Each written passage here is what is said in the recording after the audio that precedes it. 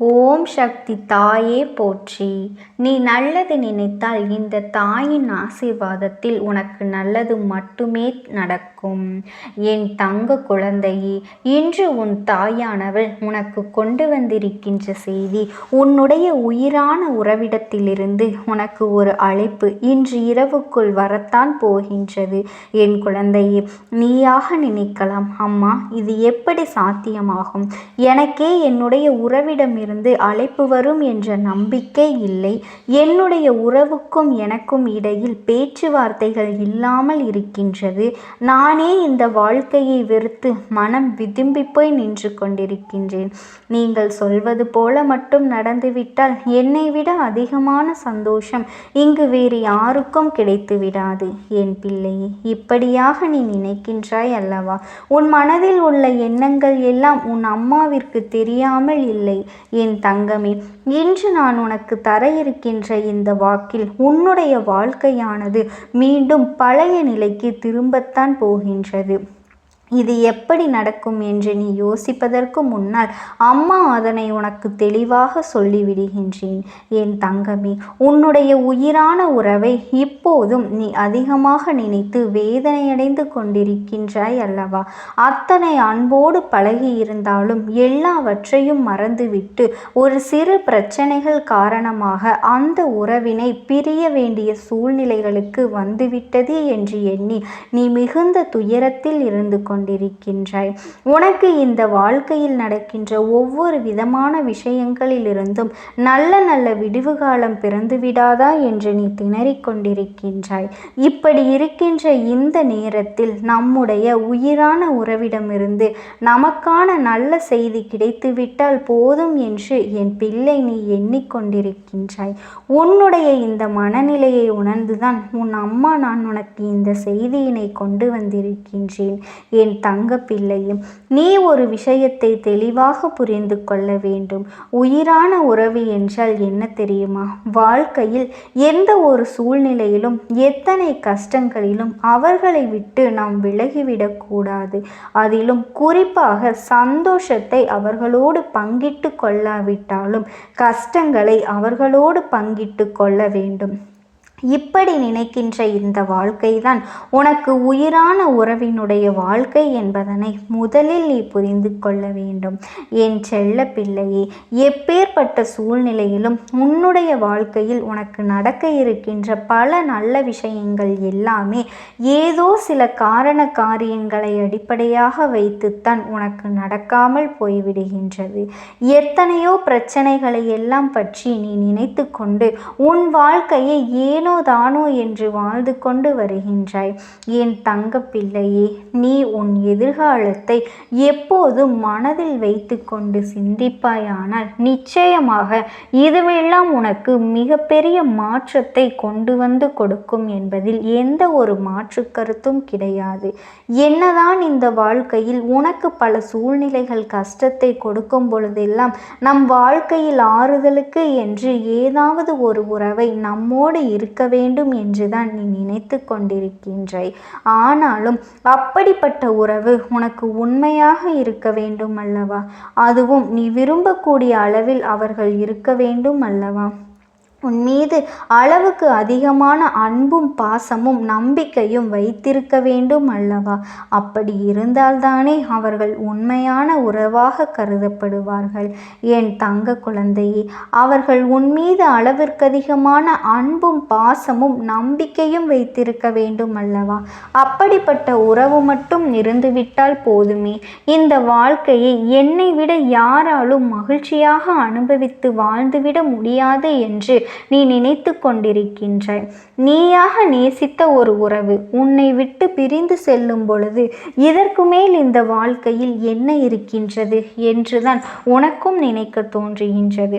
இதற்கு மேல் வாழ வேண்டுமா என்றுதான் உன்னிடத்தில் அதிகமான எதிர்மறையான எண்ணங்களும் வந்துவிடுகின்றது. இதற்கு ஒரு முடிவு கிடைத்தால்தான் எனக்கு சந்தோஷமாக இருக்கும் என்று என்னிடத்திலே வந்து நீ கேட்டுக்கொண்டாய் அல்லவா? என் தங்கமே, அம்மா உனக்கு உடனடியாக பிரச்சனையை தீர்த்துவிட வேண்டும் என்று தான் நினைக்கின்றேன். ஆனாலும் அதுவெல்லாம் தீராததற்கு ஒரு காரணமும் இருக்கின்றது. அது என்ன தெரியுமா என் பிள்ளையே? ஒன்றாக சேர்ந்திருக்கின்ற உறவுகள் உண்மையான அன்பினை எப்போது புரிந்து கொள்வார்கள் தெரியுமா? அந்த உறவு தன்னை விட்டு பிரியும் பொழுதுதான் அந்த உறவினுடைய ஆழம் என்ன, அந்த அன்பு என்ன, அதன் வழி என்ன என்பதை எல்லாம் அவர்கள் புரிந்து கொள்வார்கள். அந்த உறவுக்கும் நமக்கும் இடையில் இருப்பது எத்தனை பெரிய பந்தம் என்பதும் அதனை அந்த பிரிவு உணர்த்தி காட்டும். இதுதான் உண்மையும் கூட. அதற்காகத்தான் இந்த பிரிவு உன் வாழ்க்கையில் வந்திருக்கின்றது என்பதனை நீ புரிந்து கொள்ள வேண்டும். என் தங்கமே, பிரிவுகள் வாழ்க்கையில் வந்துவிட்டதே என்று எண்ணி நீ வேதனைப்படுவதை விட்டுவிட்டு இந்த பிரிவுகள் வந்ததனால்தான் உனக்கு அவர்கள் மீது இருக்கின்ற அன்பும் முழுமையாக புரிய ஆரம்பித்திருக்கின்ற என்பதனை உணர்ந்து கொள்ள வேண்டும். அது மட்டுமல்ல, அவர் மேல் நீ காட்டும் கோபமும் ஒரு வகையான அன்புதான் என்பதனையும் நீ புரிந்து கொள்ள வேண்டும். இன்று நீ எப்படி இந்த மனநிலையில் இருக்கின்றாயோ, எப்படி அவர்களை மனதார நீ நினைக்கின்றாயோ, அதை போலவே அவர்களும் உன்னை நேசித்து கொண்டுதான் நினைத்து கொண்டுதான் இருக்கின்றார்கள். இந்த வாழ்க்கையில் 1000 கஷ்டங்கள் வந்தாலும் வேதனைகள் இருந்தாலும் எவ்வளவுதான் உன்னிடத்தில் கோபம் கொண்டாலும் அவர்கள் மனதில் உன்னை பற்றிய நல்ல எண்ணங்கள் ஓரளவு இருந்து கொண்டுதான் இருக்கின்றது. எத்தனை பிரச்சனைகளை நீங்கள் இருவரும் சேர்ந்து சமாளித்திருக்கின்றீர்கள். எத்தனையோ விஷயங்களை எல்லாம் வாழ்க்கையில் சேர்த்து பார்த்திருக்கின்றீர்கள். பலரின் சூழ்ச்சிகளை எல்லாம் சேர்ந்து வென்றும் காட்டி இருக்கின்றீர்கள். அப்படி இருக்கும் பொழுது ஒரு சிறிய கருத்து வேறுபாடுகள் தான் பெரிய பிரச்சனைகளை உருவாக்கி உங்களுடைய பிரிவினையும் ஏற்படுத்திவிட்டது என்றால் நிச்சயமாக இதிலிருந்து நீங்கள் வெளிவர வேண்டும் அல்லவா? உங்கள் இருவரின் மனதும் காயப்பட்டிருக்கின்றது என்பதையெல்லாம் இந்த அம்மா நான் மறுக்கவில்லை. உங்களுடைய காயம் பெரிதாகத்தான் இருக்கின்றது. ஆனால் அதற்கான மருந்தினை நீங்கள் இருவரும் தான் எடுத்துக்கொள்ள வேண்டுமே தவிர வேறு யாரிடத்திலும் அதை நாம் முழுமையாக எதிர்பார்த்து விடக்கூடாது. ஏனென்றால் இருவருக்கும் உங்களை பற்றிய நல்ல நினைவுகள் எப்போதும் மனதிற்குள் அதிகமாக இருக்கின்றதல்லவா? உண்மையில் எத்தனையோ பிரச்சனைகள் வரும்பொழுது எல்லாம் நாம் மிகவும் கவனிக்க வேண்டிய விஷயம் என்ன தெரியுமா? சேர்ந்திருந்தால் மட்டுமே நாம் பலமாக இருக்க முடியும். பிரிந்திருந்தால் அதுதான் நம்முடைய பலவீனம் என்பதை எல்லாம் நீ மறந்து விட்டாயா? என் பிள்ளையே, இந்த வாழ்க்கையில் எத்தனையோ பேர் வேதனைகளையும் கொடுத்திருந்தாலும் நாம் தெரிந்து கொள்ள வேண்டிய ஒரே விஷயம், எப்பாடு பட்டாவது இந்த வாழ்க்கையில் நாம் நல்லபடியாக வாழ்ந்து காட்ட வேண்டும் என்பது மட்டும்தான். என் தங்கமே, ஒரு உறவின் மீது நீ வைத்திருக்கின்ற அன்பானது ஒரு நாளும் உனக்கு குறைந்து விடக்கூடாது. ஒருவேளை அது குறைகின்றது என்றால் நிச்சயமாக ஏதோ ஒரு விஷயம் அங்கே தடைப்பட்டு நிற்கின்றது என்பதனை நீ புரிந்து கொள். உன்னுடைய உயிரான உறவிற்கும் உனக்கும் இடையே இருக்கின்ற இந்த வாழ்க்கை பிரச்சனை என்பது தீரக்கூடிய பிரச்சனை தான். இது ஒன்றும் தீர்க்க முடியாத பெரிய பிரச்சனையெல்லாம் கிடையாது. சில நல்ல நல்ல நினைவுகளை எல்லாம் நினைத்து பார்த்தால் அந்த நேரம் நாம் செய்தது எத்தனை பெரிய தவறு என்பது உனக்கே புரிய வந்துவிடும். இது போன்றவை எல்லாம் வாழ்க்கையில் நடக்கும் பொழுது ஒருவருக்கொருவர் விட்டு கொடுத்து உன்னால் உன் துணை கஷ்டப்படக்கூடாது என்றும் அவரால் நீ கஷ்டப்படக்கூடாது என்றும் ஒருவருக்கொருவர் அன்பு செலுத்தி பழக வேண்டும். எந்த ஒரு விஷயத்தை நம் வாழ்க்கையில் மாற்ற வேண்டும் என்று நினைத்து கொண்டிருக்கின்றோமோ அந்த விஷயம் நம் ஆழ் மனதில் அதிகமாக பதிந்து அதையே நாம் சிந்தித்து கொண்டு அதற்கான முயற்சிகளை எடுக்கும் பொழுது அது நம் வாழ்க்கையில் அப்படியே நடந்துவிடும் என்பதனையும் நீ மறந்து விடாதே. உன் வாழ்க்கையில் உனக்கு மிகப்பெரிய நம்பிக்கையையும் துணிச்சலையும் தைரியத்தையும் இந்த தாயானவள் நான் கொண்டு வந்து கொடுக்க போகின்றேன். அது மட்டுமல்ல, நீ இன்னொரு விஷயத்தையும் உனக்குள் பழக்கிக் கொள்ள வேண்டும். அது என்ன தெரியுமா? உன்னிடத்திலே புன்னகையும் மௌனத்தையும் நீ எப்பொழுதுமே வைத்திருக்க வேண்டும். ஏனென்றால் பல பிரச்சனைகளை எல்லாம் கடந்து வருவதற்கு இந்த 2 மட்டுமே உனக்கு ஆயுதங்களாக பயன்பட போகின்றது. என் அன்பு குழந்தையே, உன்னுடைய அழகான புன்னகை என்பது பல பிரச்சனைகளை உனக்கு தீர்த்து வைக்கும். அதே சமயத்தில் உன்னுடைய மௌனம் என்பது பல பிரச்சனைகளை உனக்கு மீண்டும் வராமல் தந்துவிடும். நீ எதை நினைத்தும் கவலைப்படாதே. இந்த தாயானவளினுடைய அன்பும் ஆசீர்வாதங்களும் உனக்கு என்றென்றைக்குமே முழுமையாக கிடைத்து கொண்டே இருக்கும். ஓம் சக்தி. ஓம் ஆதிபராசக்தியே போற்றி. நீ நல்லது நினைத்தால் இந்த தாயின் ஆசீர்வாதத்தில் உனக்கு நல்லது மட்டுமே நடக்கும். என் அன்பு பிள்ளையே, நீ கோடி கோடியாய் கொட்டி கொடுத்தாலும் கிடைக்காத வரமல்லவா இந்த அம்மா என்னுடைய ஆசீர்வாதம். இது என் குழந்தைக்கு இன்று கிடைத்திருக்கின்றது என்றால் நீ புரிந்து கொள்ள வேண்டிய விஷயம் இன்னும் நிறைய இருக்கின்றது. என் தங்கமே, எல்லோரும் உன்னை ஒதுக்கி வைக்கின்றார்கள். எல்லோரும் உன்னை ஏளனமாக பார்க்கின்றார்கள். யாருமே உன்னை எந்த ஒரு விஷயத்திற்கும் சேர்த்து கொள்வது கிடையாது.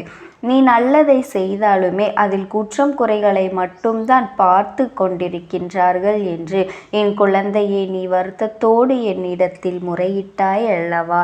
என் செல்ல குழந்தையே, உனக்கு துணையாக நான் இருக்கும் பொழுது நீ எதை பற்றியும் கவலைப்படாதே. நீ உண்மையாக இருக்கின்றதனால்தான் இந்த அம்மாவினுடைய அன்பும் ஆசீர்வாதமும் உனக்கு கிடைத்திருக்கின்றது. அப்படி என்றால் நீ ஒன்றை புரிந்து கொள்ள வேண்டும் என் குழந்தையே. எத்தனை பேர் உன்னை என்னவாக நினைத்தாலுமே சரி, வாழ்க்கையில் உன்னை எந்த இடத்தில் ஒதுக்கி வைத்தாலும் சரி, இந்த அம்மா உன்னை வாழ்க்கையில் உயர்ந்த நிலைக்கு கொண்டு செல்வேன் என்பதனை மட்டும் நீ புரிந்து கொள்ள வேண்டும். யாரும் இல்லை என்று நீ வருந்தாமல் எந்த ஒரு சூழ்நிலையிலும் உனக்காக இந்த தாயானவள் உன் இல்லத்திலே நின்று கொண்டிருக்கின்றேன் என்பதனை மட்டும் நீ மறந்து விடாதே என் தங்கமே. பணம் மட்டும்தான் உலகம் என்று சில நல்ல மனங்களை காயப்படுத்துகின்றார்கள் அல்லவா? அப்படிப்பட்ட மனமானது இந்த பூமியை தவிர வேறு எங்கும் செல்லுபடியாகாது. இன்று உயிரோடு இருக்கும் வரை மட்டுமே அதை அனுபவிக்க முடியும். ஒருவேளை நாளை அவர்கள் இறந்து விட்டால் அதை கூடவே எடுத்து செல்ல முடியுமா? இதையெல்லாம் அவர்களுக்கு உணர்த்தக்கூடிய காலம் வந்துவிட்டது என் தங்கமே. அன்பாக பழகுவதை எல்லாம் மறந்து அழகாக எப்படி உண்மையாக பழக வேண்டும் என்று இந்த வாழ்க்கை உனக்கு கற்றுக் கொடுத்திருக்கின்றது அல்லவா? இதுவும் உனக்கு கிடைத்த நல்ல அனுபவம்தான் என்பதனை நீ மறந்து விடாதே. கஷ்டத்தை பார்த்து வளர்ந்தவர்களை விட கஷ்டத்தை அனுபவித்து வளர்ந்தவர்களுக்குத்தான் தெரியும் வாழ்க்கையில் ஒவ்வொரு அடியும் எவ்வளவு வலிக்கும் என்று. என் தங்கமே, மனம் விட்டு பேசிவிட்டால் தீராத பிரச்சனைகள் எல்லாம் தீர்ந்துவிடும். ஆனால் இங்கு யார் முதலில் பேசுவது என்ற ஆணவத்திலேதான் பல உறவுகள் பிரிந்து சென்று விட்டது என் குழந்தையே. மனிதர்கள் இது போன்ற விஷயங்களை எல்லாம் புரிந்து கொள்வதற்கான கால நேரம் இன்னும் வரவில்லை போல. அதனால் என்னவோ பல குடும்பத்தில் பல பிரச்சனைகள் பலரது வாழ்க்கையை புரட்டி புரட்டி வதைத்து எடுத்து கொண்டிருக்கின்றது என் தங்கமே. ஒரு மனிதனை மகிழ்ச்சியாக மாற்றக்கூடியது அவனுடைய செல்வமோ பொருளோ கிடையாது. போதும் என்கின்ற எண்ணமும் எது வந்தாலும் ஏற்றுக்கொள்ளக்கூடிய மனப்பக்குவமும் தான் ஒரு மனிதனை மகிழ்ச்சியாக வாழ்க்கையில் இது மட்டும்தான் மாற்றுகின்றது என்பதனை புரிந்து கொண்டாலே இந்த வாழ்க்கை உனக்கு மிக சிறப்பானதாக மாறிவிடும் என் பிள்ளையே. ஏறக்குறைய நீ இந்த நிலைமைக்கு வாழ்க்கையில் வந்து கொண்டிருக்கின்றாய். நீ இந்த நிலையில் இருந்துதான் இப்பொழுது வாழ்க்கையை வாழ்ந்தும் கொண்டிருக்கின்றாய். சில விஷயங்களை மட்டும் நீ உன்னுடைய வாழ்க்கையில் திருத்தி கொண்டால் போதும் என் அன்பு பிள்ளையே. அப்படிப்பட்ட நிலையை நீ அடையும் பொழுது உனக்கு இன்பம் துன்பம் எது வந்தாலுமே இரண்டும் ஒன்றுதான் என்ற மனப்பக்குவத்தை நீ அடைந்து விடுவாய். நீ மிகப்பெரிய ஞானியாக மாறிவிட்டது போன்ற எண்ணம் தானாகவே வந்துவிடும். எல்லா சூழ்நிலைகளிலும் உனக்கான நேரத்தை நீயாகவே உருவாக்கி கொள்ள தொடங்குவாய். அது மட்டுமல்ல என் செல்லமே, உனக்கான நேரத்தை நீயே உருவாக்க தொடங்க வேண்டும். உனக்கானதை வேறு யாரும் நிர்ணயிக்க முடியாது. அப்படி வேறு யாரேனும் நிர்ணயித்தாலும் அது உன்னை விட சிறப்பாக இருக்காது என்பதனை நீ புரிந்து கொள். இப்படித்தான் இப்படித்தான் இருக்க வேண்டும் என்று சொல்லி யாரும் யாரையும் ஒரே அடியாக திருத்திவிட முடியாது. என் செல்ல குழந்தையே, என்னென்னவோ எண்ணங்கள் உன் மனதிற்குள் எப்பொழுதும் இருந்து கொண்டே இருக்கும் பொழுது, இத்தனை பேரும் உன்னை சுற்றி நடந்து கொள்கின்ற செயல்களை பார்க்கும் பொழுது மனது படுகின்ற பாடு என்னவென்பதை உன் அம்மா நான் நன்கு அறிவேன். என் தங்கமே, அவர்கள் எனக்கு கோடி கோடியாய் கொண்டு வந்து என் மேல் கொட்டினாலும் அவர்கள் நினைத்த காரியத்தை செய்ய நான் ஒருபொழுதும் அனுமதிக்க மாட்டேன். அது மட்டுமல்ல, அவர்களுடைய வேண்டுதல்களுக்கு ஒரு பொழுதும் செவிசாய்க்க மாட்டேன் என்பதனை நீ புரிந்து கொள்ள வேண்டும். பணம் என்ற ஒன்று இந்த தெய்வத்திடம் ஒரு பொழுதும் செல்லாது என்பதனை நீ புரிந்து கொள். உண்மையான அன்பு என்ற ஒன்று இருந்தாலே போதும். என்னிடத்தில் வந்து நிற்கின்ற எல்லோருக்கும் அவர்கள் வாழ்க்கையில் கேட்ட வரங்களை எல்லாம் நான் செய்து கொடுப்பேன் என்பதை நீ மறந்து விடாதே. என் தங்க குழந்தையே, உனக்கு ஒரு அனுபவம் கிடைக்கும் வரை யாருடைய அறிவுரைகளையும் அப்படியே முழுமையாக நீ கேட்டு விடாதே. ஏனென்றால் கஷ்டங்களை எல்லாம் பார்த்தால் ஒன்றுமே தெரியாது.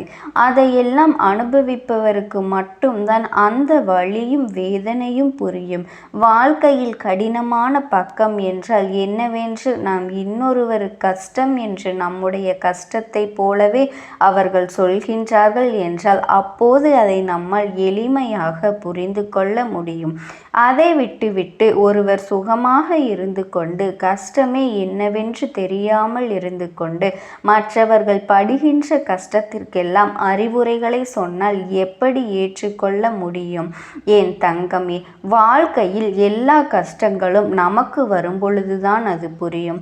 இவர்களும் எத்தனை வேதனை அடைந்திருப்பார்கள், எத்தனை வழிகளை கடந்து வந்திருப்பார்கள் என்று இந்த வாழ்க்கையில் நீ இன்னும் அனுபவிக்க வேண்டிய சூழ்நிலைகள் நிறைய இருக்கின்றது. நீ இப்பொழுதே உன்னுடைய மன வலிமையாக்கி கொள்ள வேண்டும். இனி வாழ்க்கையில் ஒருபோதும் சோர்ந்து போய்விடக்கூடாது. இனி வரும் நாட்கள் எல்லாம் இதைவிடவும் சற்று நீ கடினமாகத்தான் வாழ வேண்டி இருக்கும். ஆனாலும் நீ கவலைப்படாதே. இது நாள் வரையிலும் நீ அனுபவித்த கஷ்டங்களும் வேதனைகளும் அவற்றையெல்லாம் உன்னை எளிதாக கடந்து வர வைத்துவிடும். என்றுமே வாழ்க்கையில் உனக்கு தன்னம்பிக்கை குறையக்கூடாது. நீ நல்ல நிலையை அடைய வேண்டும் என்றால் உன்னுடைய நம்பிக்கையானது ஒரு பொழுதுமே குறைந்து விடாது. நீ வளர்த்து கொள்ள நீ வேண்டும். அது மட்டுமல்ல என் செல்ல குழந்தையே, நீ எல்லா வசதி வாய்ப்போடும் இருக்க வேண்டும், பணம் நிறைய சம்பாதிக்க வேண்டும் என்று சிந்திக்காமல் வாழ்க்கையில் நிம்மதியாக இருக்க வேண்டும், அன்போடு இருக்க வேண்டும், கிடைத்ததை அனுபவித்தால் போதும் என்ற மனநிலையோடு நீ பக்குவத்தோடு இருக்க வேண்டும். இது உனக்கான வாழ்க்கை, உன்னுடைய வாழ்க்கை என்பதை மட்டும் நீ புரிந்து கொண்டால் போதும். என் பிள்ளைகளே, மற்றவர்களை பார்த்து ஒரு பொழுதும் அவர்களைப் போல ஆடம்பரமாக வாழ வேண்டும், அவர்களைப் போல செலவுகள் செய்ய வேண்டும், அவர்களைப் போல நடந்து கொள்ள வேண்டும் என்று ஆசைப்பட்டால் அது தவறு இல்லை. உன்னுடைய சூழ்நிலையை உணர்ந்து கொள்ளாமல் பிடிவாதமாக இதையெல்லாம் செய்யும் பொழுது உனக்கு கஷ்டங்கள் தான் மேலும் மேலும் வந்து கொண்டே இருக்கும் என்பதனை நீ புரிந்து கொள். இப்போது உன்னிடத்தில் எது இருக்கின்றதோ அதை வைத்து நீ நிம்மதியாக வாழ வேண்டும். உனக்கான எல்லா செல்வங்களும் உன்னை வந்து சேரும். உனக்கான உயர்ந்த நிலையையும் நீ அடையத்தான் போகின்றாய். ஆனால் தற்போது நீ என்ன நிலையில் இருக்கின்றாயோ அதை அப்படியே ஏற்றுக்கொள். மற்றவர்கள் நம்மை பார்த்து பொறாமைப்பட வேண்டும் என்பதற்காக சில காரியங்களை எல்லாம் ஒருபோதும் நீ செய்யாதே. ஏனென்றால் ஒருவர் வசதியாக இருக்கின்றார்கள் என்றால் நாமும் வசதியாக இருக்க வேண்டும். அவர்கள் வசதியாக இருக்கின்றார்கள் என்பதற்காக அவர்களை பார்த்து நாம் மகிழ்ச்சி அடைய வேண்டும். அதுபோலத்தான் நீ வசதியாக இருக்கின்றாய், சந்தோஷமாக இருக்கின்றாய் என்றால் உன்னை பார்த்து மற்றவர்கள் பொறாமைப்படக்கூடாது. உன்னுடைய வளர்ச்சியை பார்த்து அவர்கள் சந்தோஷ சந்தோஷப்பட வேண்டும். எத்தனை நாட்கள் அவர்கள் கஷ்டமாக இருந்தார்கள். பண பிரச்சனைகளிலே இருந்தார்கள். குடும்ப பிரச்சனைகளிலே இருந்தார்கள். இப்பொழுது அவர்களுக்கு நல்ல நிலை வந்துவிட்டது. உழைப்பால் உயர்ந்திருக்கின்றார்கள். தன்னம்பிக்கையால் ஜெயித்திருக்கின்றார்கள். நன்றாக இருக்கட்டும் என்றுதான் உன்னை மற்றவர்கள் பேச வேண்டுமே தவிர உன்னை பார்த்து யாரும் பொறாமைப்படும் அளவிற்கு நீ வாழ்ந்து காட்டக்கூடாது. நேர்மறையான எண்ணங்களாக மட்டுமே உனக்கு தோன்ற வேண்டும். அப்படி இருந்தால் மட்டுமே உனக்கு வாழ்க்கையும் நிலைத்து நிற்கும். உன் வாழ்க்கையில் இருக்கின்ற செல்வங்களும் நிலைத்து நிற்கும் என்பதனை நீ ஒரு பொழுதும் மறந்து விடாதே. உன் குடும்பத்தில் இருப்பவர்களையும் அது சோகத்தில் ஆழ்த்திவிடும். என் செல்லமே, உனக்கு நடப்பது எல்லாமே நல்லதாகத்தான் நடக்கும். இந்த தாயானவளினுடைய அன்பு